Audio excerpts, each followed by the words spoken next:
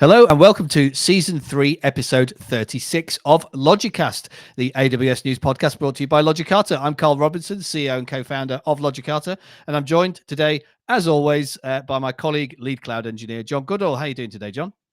I'm okay. I can't complain. On balance, I can't complain. Good. And if anybody's watching this on YouTube, if I look older than I did last week, it's just because I've got a new webcam, which perhaps shows some of my features in a little bit more detail than the old webcam did. So don't worry, I haven't suddenly contracted some weird aging disease. Yeah, he has. It's just called being in his 50s. But that's not come on suddenly, really. It's been happening for the last 50 years, to be fair. So been up to anything interesting yourself, John? Would you believe I've done some plumbing? Not again. Okay.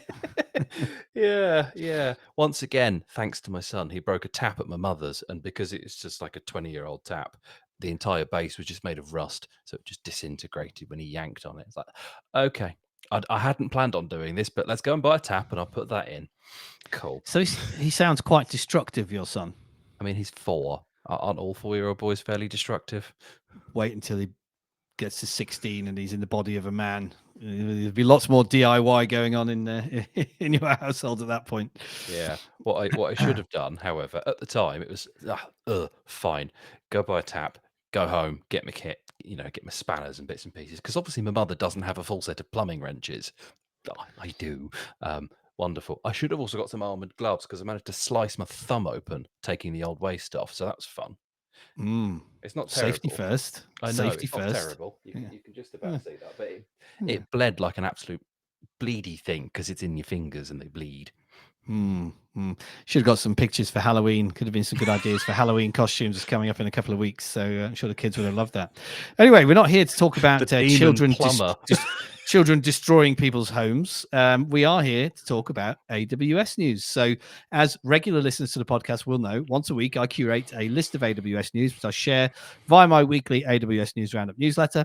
And of course, John and I have selected such a set of articles that we were hoping to discuss with our guest, but unfortunately, again, this week's guest was indisposed. So just John and I on the episode this week. The first article is a very brief feature announcement all about Amazon EC2, which now supports optimized CPUs post instance launch. So I read this article from beginning to end because it is only 3 paragraphs long. And I was quite confused because I didn't realize that you could do this at all. I thought the whole thing with AWS was that EC2 instance sizes are t-shirt sizes with a fixed number of CPUs and RAM, etc. So this actually came as a bit of a surprise to me that it was even possible, let alone possible after launch. So yeah, interested to hear your thoughts on this one, John. Well, it wasn't possible until the 4th of October, so now it is. So that's kind of the news. But yeah, you're not wrong. The whole t-shirt sizing thing it's a convenience, I think, because you have a micro, a nano, a medium, a large, an X large, a 16X large, or whatever, and within the various instance families, it looks like this. So you can't say a large is always X CPU and Y RAM, because if you go for a C class or an M class or an R class or a T class, they look a bit different because you've got, compute optimized and memory optimized and general purpose and all this sort of thing. When I first read this, I thought that's quite interesting because I initially thought it was about changing the full instance spec on the fly, which you can do now. What you do is you turn the EC2 off, change the instance type, turn it back on again. And AWS does witchcraft. And if magically you have different spec, you have to turn it off and on again. And my feeling on that, it's not confirmed, but my feeling on that is because they are actually moving you to a different VM kind of under the covers is what they're doing, which is where you have to turn it off and turn it on. You can't just change the spec on the fly. Or maybe it's just so that the OS is forced to reload the new spec. I don't know. This is slightly different. This is, you have your t-shirt size, you bring on a 4X large, and then you can scale down the number of vCPUs allocated to that instance after you've launched it, whilst it's hot, effectively. Now, why the hell would you want to do that? You can't scale them up. You can't bring on like a T3 Nano, for argument's sake, and then give it 16 vCPU. You can't do that. All you can do is you can scale the vCPUs down, or you can turn off hyperthreading. Now, what's hyperthreading? If for the uninitiated, because if you're not a complete nerd, you might not know. Hyperthreading is a way of getting a CPU core to act like it's more than one core. Intel Nothing and to do AM, with plumbing. no, Mm. no hole saws or coring bits. I'm afraid, just virtual cores. Yeah, Intel and AMD have been doing this for donkey's years. Intel got to the ballpark with this one first, but AMD do it as well these days. The idea being you can have a 32 core CPU that actually has 16 threads, and a thread is what a CPU uses to allocate work. So it's just very clever multitasking. So one CPU acts like it's two. I've never seen them do more than that because it just gets really complicated. Cool. Okay. Why would you want to turn that off? Because it means that the CPU is doing less work. And why would you want to tune your cores down? The article, I'm putting it in air quotes because, as you say, it's a very short announcement, kind of gives you the reason for this. It's bring your own license for certain core-based license technologies. And I'm thinking Oracle DB and I'm thinking SQL Server that work on core-based licenses. And if you're buying on a pay-as-you-go basis through AWS, this isn't going to be particularly useful to you because the license is baked up in the instance run cost, and that's just what it costs. If you tune them down, you're not going to save any money because it's just wrapped up into the hourly fee. You may as well have the instance spec. It's not going to change. If you bring your own license, and you need a very high RAM machine, but you've only got, say, a license for 4 cores, for argument's sake, you pick the T-shirt size that's got the amount of RAM that you need, and you tune the cores down. So you turn off hyperthreading, which immediately cuts your core count in half, or you reduce the cores by a few, and you can get to your license spec so that you've brought your own license from maybe your enterprise purchasing agreement, and you're running it in AWS, and you're compliant with your license, and everything's happy. Lovely. Do they charge you less money when you do this, or do you still pay for the instance that you, the instance No, you T-shirt still pay size for that you the require? you still pay for the T-shirt size. That's what it says. So they maintain when changing the instance type, uh, helping customers save on vCPU license costs, particularly beneficial to BYO folks. But if you dig into it, basically the T-shirt size stays the same. It's just the licensing fee that changes, which is massively useful for things like SQL Server. Um, Everything else doesn't really license like that. Lots of things don't license like that anymore. If you look at Windows, Windows doesn't license like that. It's just a fixed fee. Linux doesn't license at all because just use it, outside of things like Red Hat and what have you. But it's mostly useful for like database engines and those sorts of things that still work on a fairly old-fashioned licensing model. Cool. Well, there we go. I've learned something new today, which I guess is what the podcast is all about. So hopefully the listeners learned something new today as well. Let's skip on to our second article for this week. And this is another feature announcement. This is all about AWS CodePipeline, which has introduced new general purpose compute action. Which doesn't really seem to make an awful lot of sense to me as a title for an article. So I'm hoping, as I'm sure you can, that you'll be able to enlighten me.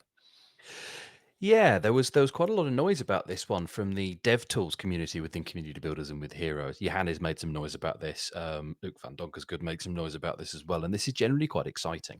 So, for the uninitiated, CodePipeline is AWS's answer to CI/CD, effectively part of the code suite. It's one of the things that they didn't deprecate when they killed code commit off, but time will tell. What this is showing, though, is they are still investing in that service. So that gives me a little bit of hope and makes me think maybe I don't need to completely bail out the whole ecosystem.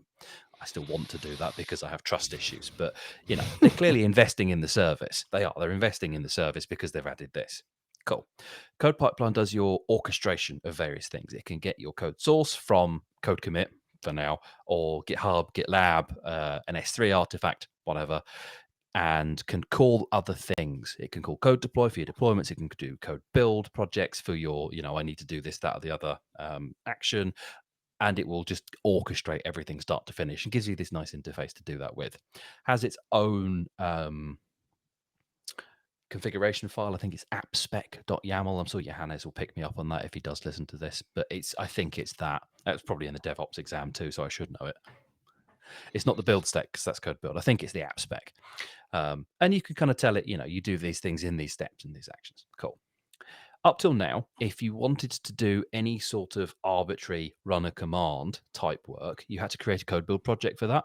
And it's a linked service, but it's another service within AWS. It has its own configuration file. That's the build spec.yaml, and it has its own charges, and you have to set up its own environment. And there's just a lot of legwork you have to go through to. All I wanted to do was make an API call. All I wanted to do was just, go and update like my GitHub, say, with an updated release number. That's all I wanted to do. And I had to do all of this legwork to build a code build project and pick the environment, set it in a container, get all of that to work for just the sake of release. And so I've just made a minor flag change. You don't have to do that anymore, because what this is doing is giving you, it's a general purpose compute action. It's creating an on-the-fly code build project using a standard version of Amazon Linux 2023 version 5 for you on the fly. It's not charging you anything to do that either. It is charging you for the code build minutes, and they do have a cost. So this isn't free, and this isn't included in the cost of CodePipeline, because CodePipeline has a charge as well. I forget what it is offhand, but it's fractions of a cent per minute of runtime, something like that. So if you use this, you are double paying, because you're going to pay for the time that CodePipeline is running if you're using a V2 pipeline, and you're going to pay for the time code build is doing stuff. So you want to be very careful doing this if it's something that's long running, that historically you'd have, dropped out of the pipeline, ended the pipeline, done it somewhere else, and come back in again. This isn't going to save you any money. What this is going to do is save you on engineering time and configuration headaches. So it saves you salary, I suppose, because there's just less work to do. But I like this. I like this in general. This always felt like something that CodePipeline was missing, just the ability to I just want to run arbitrary something, please. All I want to do is make a one-line API call. It's the example I use, but it's the example they use as well. And it saves you an absolute shed load of time doing something really basic, which is nice. Good. We like that you like this. So I'm on that still going note, to use GitHub Actions, though. Sorry, I just am. fair enough. Still not quite tempted you away from that ecosystem. Well, keep features coming, and maybe there will be a killer one that does at some point. So we'll keep an eye out to them, and we'll see how you're feeling about it as time progresses. Our third article for this week is another Amazon announcement, and this is the announcement of Amazon ElastiCache for Valkey. So I'd never heard of Valkey before reading this article, but it seems there's been quite a lot of interest in this in the press in the last week or so. So as I understand it, Valkey is an alternative to Redis, and interested to hear your thoughts, John, as to why this and why now, and is there something political going on here, or? Oh, almost certainly. I mean, like you, I hadn't actually heard of Valkey before this announcement came out. And then I did a bit of digging, and annoyingly, Corey Quinn has once again beaten us to the punch and done a reasonably good editorial on this. So I highly recommend any of our 6 listeners go and read that, because he's going to do a better job talking about this than I am. We might link it in the show notes if anybody cares. But it's a very good editorial. It's worth a read. And he hit the nail on the head with a number of things there. But right, Valkey, it is, quote, a drop-in, quote, replacement for Redis open source. And much like in the days of Elasticsearch being on the open search service used to be called, the Elasticsearch service, there's an open source version of Redis, and there's a paid for version of Redis. And the only version that AWS is allowed to host is the open source version, Redis OSS. And there's a number of things in there. I'm not a big Redis user, so I don't particularly understand the finer details, but there's a number of things in there that apparently are locked into the paywalled version of this. Now, it's not uncommon. You see that quite a lot with various things. It's unrelated, but I found this fairly recently with, say, varnished cache. The enterprise version allows you to set downstreams to DNS entries, but the free version doesn't. And Redis does similar sorts of annoying things where you must use the paid for version to do this. Okay, cool. And rather annoyingly, it's not cheap to host even the open source version, because it's fairly meaty in terms of node requirements. And that makes sense. It's an in-memory cache. It needs lots of memory to work with, but it's just a little bit annoying. Valkey is now available. It's an open source project and a properly open source project. There's no paid for version. There's no paywalling of this, that, or the other. There's no weird esoteric license. It's just open source. I believe AWS is a fairly major contributor to the project, which they are starting to be more and more of these sorts of things. And it is quite a drop in, quote, replacement for Redis open source within ElastiCache. Love that so much. Love that so much. Why is that good? It's cheaper. It's a lot cheaper. So again, the announcement says serverless is a third percent is a third cheaper. It's 33% cheaper. Node based is 20% cheaper than other supported engines. Wonderful. You can create a cache with serverless in under a minute. Excuse me. And that's always been a bugbear of mine with standing up Redis in ElastiCache is it just takes 15, 20 minutes. It's slow. It's just slow. And especially if you're doing things like clusters or replicas, it'll connect the first one and then the next one. And it just takes eons to do. Having it up in under a minute like that a lot from a transient environment sort of scenario. And the fact that it's a drop-in replacement for Redis as well means you're interacting with it functionally the same way. So you could just try this in your staging account, for instance, and potentially save yourself a bunch of money if all you're using is pretty normal stuff, session management, caching, that kind of thing, which is great. I like this, and I like this a lot. The cost is a really good drop. It's a really nice thing. The only bugbear I have with this, and I know you're going to ask that, so I'm going to get there first. It's only available through the CLI or the console. There's no CloudFormation support. There's no Terraform support. I mean, AWS is not responsible for Terraform support, but they are responsible for CloudFormation support. And once again, a day one service doesn't have IAC support. Get it together, AWS. This is brilliant, and I love this a lot, but get it together. So unlikely that we will use it until it can be stood up by Terraform. Realistically, yeah. I don't see that being particularly hard to do for the Terraform community or HashiCorp to kind of put that together, so long as an API is actually available for this as well. And again, API access is not a day one requirement. There's usually some hidden APIs that the console's using, but whether this, comes into the SDKs and so on in short order, we'll see. But much as I like this, it's not something that I'm going to start using and recommending until such time as you can deliver this through some sort of IAC. Yeah, that would seem to be quite an oversight, really. But Well, it is and it isn't. It's a long time bugbear of a number of people within the consulting space and the community more generally that what we want for Christmas is day one support for new services, please. We want CloudFormation support on day one. Okay, maybe Terraform would be nice, but you'd have to work with another company and line things up, and that's a pain in the backside.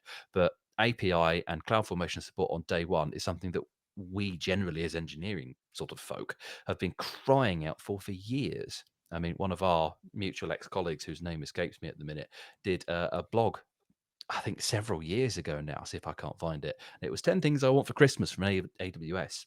And it was, I think number one was day one CloudFormation support for new services, please. Well, there we go. Feature request again on the podcast. Let's have some API support, please, for ElastiCache for Valkey, and then John will start using it. And once John starts using it, it'll go ballistic. It'd go gangbusters then, wouldn't it? Yeah, great.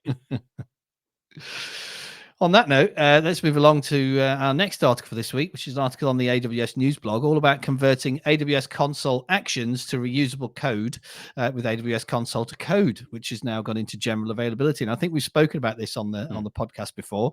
I guess we won't be converting any console actions for ElastiCache for Valkey using this service, but I guess we can use it to create code for other AWS services.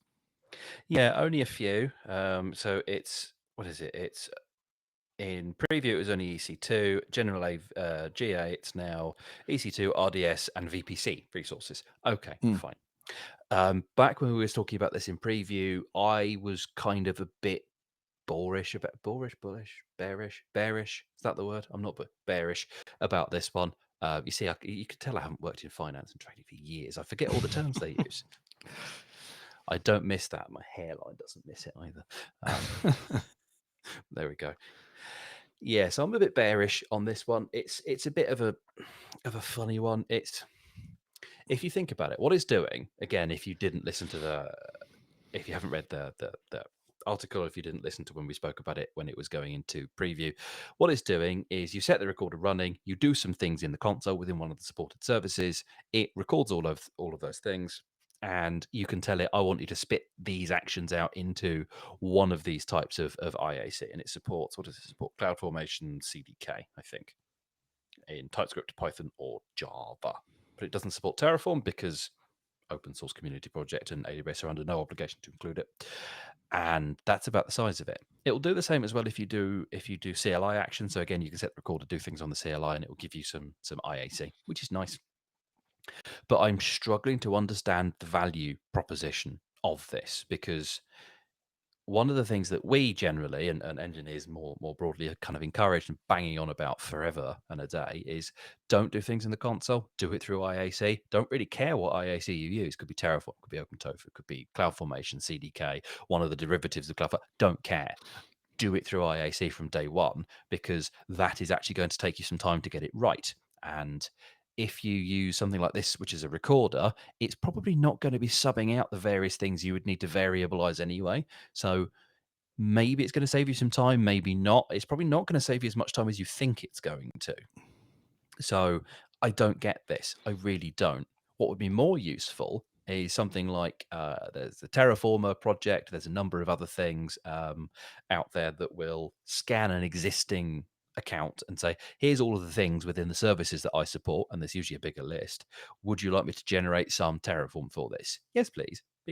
And that's a really good way of getting existing state into some sort of IAC control. Again, though, they're not perfect and they won't variabilize anything because they don't understand how you'd want to do that. But yeah, I don't get this. It's allegedly garnered a positive response from customers. I guarantee you none of those customers are engineers. Perhaps it enables people like me to hand over, here's some code I created. Can you finish it off, please? I think the big problem I'd have with this is my spurious mouse clicks. I'm not sure I wouldn't know what I was doing, whether I'm clicking around on things. It's a bit of a tick that I have. So just clicking on things at random and highlighting things. I think, what on earth are you doing, Carl? Yeah, maybe. Maybe. I've done things like this before, is the thing. I'm not completely anti this because for my sins in a past life, I was test analyst. And one of the things you do when you write automation tests is you set you write your test cases in usually a spreadsheet because we hate ourselves. And once you go through that, you set your recorder going for your automation tool, be it that, Selenium or QTP or whatever the cool kids are using these days. I've been out of it for years. I don't know. And you click through your test and you run all the steps and it gives you here's all the things you clicked on. Cool, wonderful. Now I'm going to go and do the edits and I'm going to variabilize and I'm going to parameterize and I'm going to say you need to do this and this and this, and then make a data-driven test so that I can run the same actions with lots of different versions of data. And that's because typically when you are interacting with websites or console apps or whatever, you don't always have the complete details of I'm clicking on this and then this and then this, and it's identified by this, that, or the other. Unless, particularly for things like websites, you open up the developer view and you are really looking at the IDs of things, and it's really handy for grabbing those. But this isn't doing that. This isn't doing anything that you can't just work out how to do. It's not. I don't see that it's going to save you any time. I don't see that it's going to be any real benefit. And they even say in the article, you can't just use this and slap it into your CI pipeline and run it to production. You need to test it. You need to do some work to variabilize and parameterize this. So I don't get it. I don't get it. I'd love for someone that gets this or is excited by this to explain it. I really would love that. But yeah, who's the intended user? Because anybody that's capable of doing what you've described in terms of testing it and augmenting it probably wouldn't have done it this way in the first place. No, probably not. Yeah. And then to your use case of here's some IAC I've created, can you get this to work properly for me, please? There are other tools that do that better, thinking of things like Terraformer, that, here's what my environment looks like now. I don't have any IAC for this because I built this ages ago. Boof. There you go. It's a bad version of it, but it's a version of it. And that, I think, is a much more common use case than knowing you need to record. Just here's something that's there already. Give me some IAC for this, please. Well, there we are. Let's watch this space and see whether it gets adopted and who by. To answer your questions there, John, as to who on earth is the intended user for this particular offering. On that note, let's skip along to the final article for this week. This is an article on GeekWire, but it was covered by a number of articles. This one wasn't paywalled, which is why I chose it. But about the departure of Matt Wood, who is a long-serving 15-year AWS employee, who was AWS's VP of Artificial Intelligence. And he has left the company, which, given the strategic importance of artificial intelligence, has come as a little bit of a surprise, I guess. So speculating hat on, is he great at AI and has been poached by somebody else who wants his AI skills, or is he rubbish at AI and has been moved on to be replaced by somebody with greater AI skills? The article does say that he's got a plan. So in my mind, that kind of implies the former. But yeah, what are your thoughts, John? Yeah, interesting, because there's a lot of noise about AI, still ML a little bit, Gen AI, LLMs kind of in the space, and there will be forever because it's now turned into the newest vaporware. And I don't see the hype machine dying on that anytime soon. Looking at the chap's LinkedIn, which is linked on the thingy, and for those of you that get worried that LinkedIn tells everybody that you're looking at their page, I'm sure he has a million people look at his page. He's not gonna even see that you've looked. Don't worry about that. He's been with AWS for 14 and a half years. So it's not like he was parachuted in and, has done a couple of years and then cleared off again. It's not like an Andy Jassy scenario where he's kind of been in the business and then gone out and come back again and roundabout it a bit. He's been with the firm for a while. He started off in the product management and strategy spaces, which, okay, fine. And then he did 6 and a bit years as VP of machine learning and business intelligence, which is kind of the precursor to AI, effectively. You need ML for AI, in essence, as a poor and very short version of this. But, so he's been doing this for a while. And then he was VP of AI for the past 2 and a smidge years since September 2022. People like this don't just leave on a whim. They don't have a 1 month or a 3 month notice period. Or maybe they do in America because of their at-will employment. I don't know. But certainly in the UK and in places where we have employment contracts, people of that level of seniority exit over a 6 to 12 month period. It's not even like your senior engineer 3 month notice period. It's a planned and long-term stepping down. They don't just go, I'm out. See you later, babe. I don't know why I said that. I should never say that again. That was awful. Yeah, I'm not doing that again. Yeah, I'm looking forward to your resignation, John. It's going to be weird.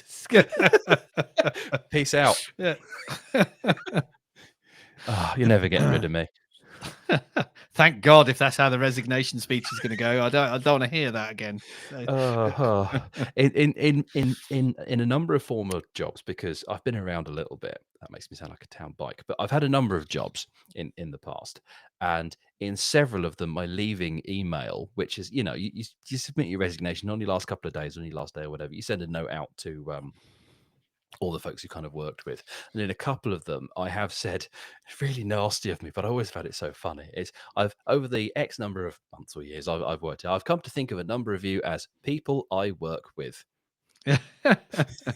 Yeah, well, it's very factually correct. So yeah, as close and dear friend. No, you're people I work with. yeah, So you're worked with. Yeah, quite.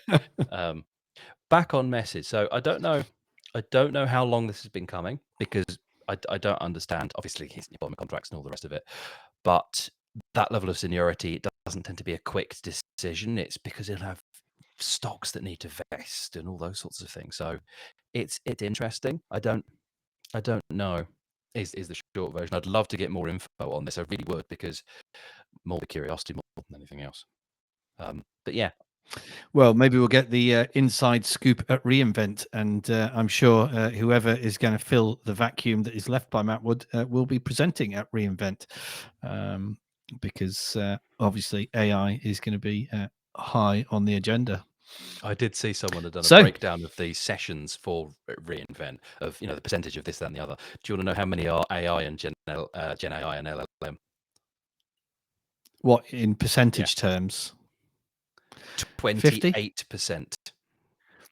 That's pretty high. Yeah, it's pretty high. It's not quite as high as my 50, but yeah. And they're clustered around the Venetian as well. So if the Venetian being the center of reInvent, Gen AI and LLMs have more sessions in the more central locations, and if you want to do something else, you have to go out to like the MGM or whatever. You have to go kind of a bit further afield. Well, that's as someone once said, that's almost 1/3%. Anyway, on that note, we have reached the end of our time for season 3, episode 36 of Logicast. So, thank you, John, for your insights and. Perhaps we should call it speculation on the last article rather than insight, but interesting discussion nonetheless. So that was season 3, episode 36 of Logicast. We will be back next week with another episode for you, hopefully with a guest this time around, because we have got guests booked up to the new year, in fact. But it's just some unfortunate circumstances with our most recent guest being unable to attend. So we are available to download from wherever you download your podcasts. And if you'd like to see the view from my brand new webcam, we also put the video of the podcast up onto YouTube.